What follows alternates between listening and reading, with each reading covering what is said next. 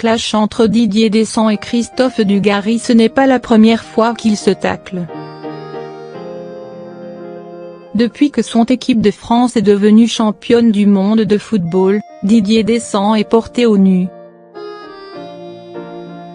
Il faut dire qu'en plus d'offrir à la France sa seconde étoile, il est entré dans l'histoire en remportant une Coupe du Monde en tant que joueur, en 1998, et sélectionneur.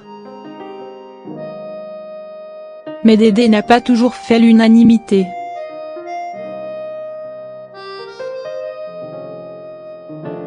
Avant la grande victoire, le coach a été la cible de nombreuses critiques.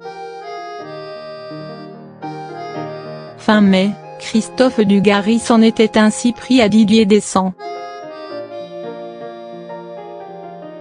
Dans son émission Team Duga sur RMC, l'ancien footballeur devenu consultant sportif a accusé son ancien collègue de mentir sur les raisons de la non-sélection de Karim Benzema avant de balancer « Il faut que Dédé aille très loin en Coupe du Monde.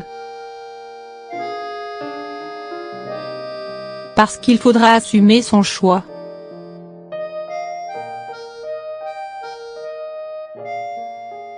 Parce qu'on prend en otage l'équipe de France.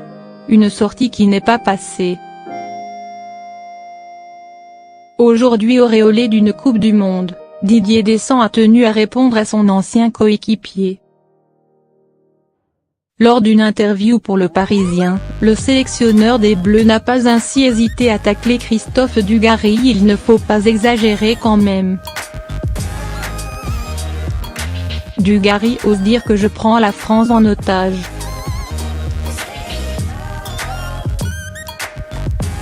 Cela dépasse l'entendement.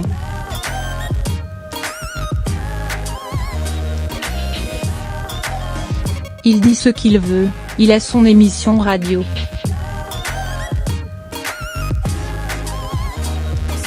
On a vécu des choses ensemble donc je sais qu'en termes d'état d'esprit, sincèrement, j'ai vu beaucoup mieux. Mais bon, ce n'est pas grave.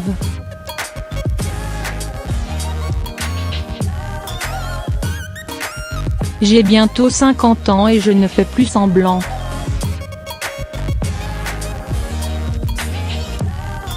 Si on devait se voir avec du gars, ça ne serait même pas bonjour, bonsoir. Chacun sa route, chacun son chemin.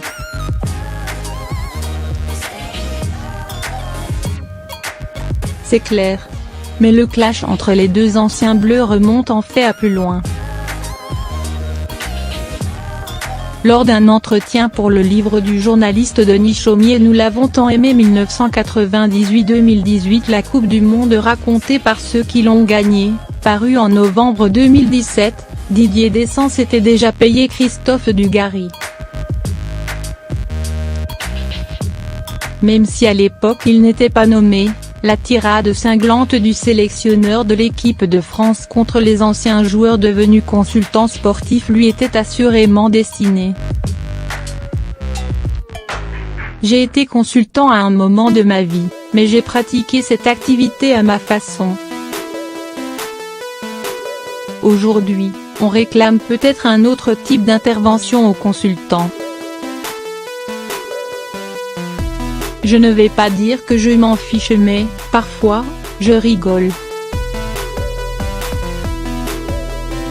Il m'arrive de remettre certains de mes anciens partenaires devant les réalités mais dis-moi, tu as totalement oublié comment tu étais lorsque tu jouais barre oblique? Tu ne te souviens plus barre oblique? Tu as la mémoire qui flanche barre oblique? Quand un consultant parle chaque jour de tout et de tout le monde, forcément, il est obligé de raconter des conneries.